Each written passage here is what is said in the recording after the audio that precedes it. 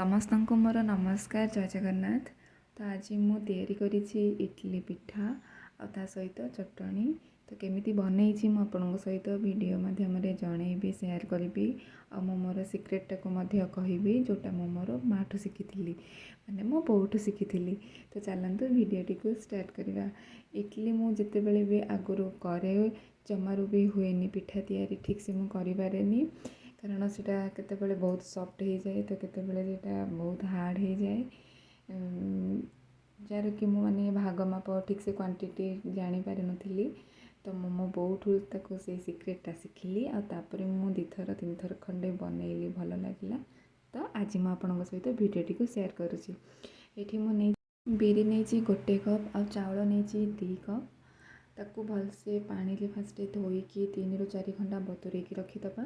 ତାପରେ ତାକୁ ଆମେ ଗ୍ରାଇଣ୍ଡର କରିସାରିଲା ପରେ 5 ରୁ 7 ଘଣ୍ଟା ତାକୁ ସେମିତି ଛାଡ଼ିଦେବା। ତାପରେ ପିଠା ତିଆରି କରିବା ଆମେ ଷ୍ଟାର୍ଟ କରିବା। ତ ଏଠି ମୁଁ ଇଟିଲି ଛାଞ୍ଚ ନେଇଛି, ସେଠି ଅଳ୍ପ ଅଳ୍ପ ଟିକେ ତେଲ ଭଲସେ ମାରିଦେଲି, ଯାହାଦ୍ୱାରା କି ପିଠାଟା ତଳେ ଲାଗିନଥାଏ। ବାହାର କରିବା ପାଇଁ ମଧ୍ୟ ଆମକୁ ଇଜି ହେଇଥାଏ ବନେଇ ସାରିଲା ପରେ। ତ ସେଥିପାଇଁ ମୁଁ ଏଠି ଅଳ୍ପ ଅଳ୍ପ ତେଲ ମାରିଦେଲି। ତ ଏପଟେ ଆମର ପିଠା ତିଆରି ହେଇଗଲା। ତ ସେପଟେ ଚଟଣି ବନେଇବା।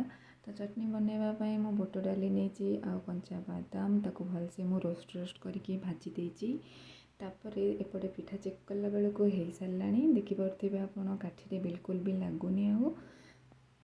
ତ ମିକ୍ସଚରରେ ମୁଁ ବୁଟ ଡାଲି ଆଉ ଭାଜିକି ରଖିଥିବା ବାଦାମକୁ ଆଡ଼୍ କରିଦେଇଥିଲି, ତା ସହିତ ନଡ଼ିଆ କିଛିଟା, ଆଉ ଆମ୍ବ କଷି ଅଦା ଆଉ କଞ୍ଚା ଲଙ୍କା, ତାକୁ ମୁଁ ଭଲସେ ଗ୍ରାଇଣ୍ଡର କରିଦେଇଥିଲି। ଏପଟେ ଫୁଟଣ ପାଇଁ ଅଳ୍ପ କିଛି ତେଲ ପକାଇଥିଲି, ଆଉ ଭୃଷଙ୍ଗ ପତ୍ର, ଶୁଖିଲା ଲଙ୍କା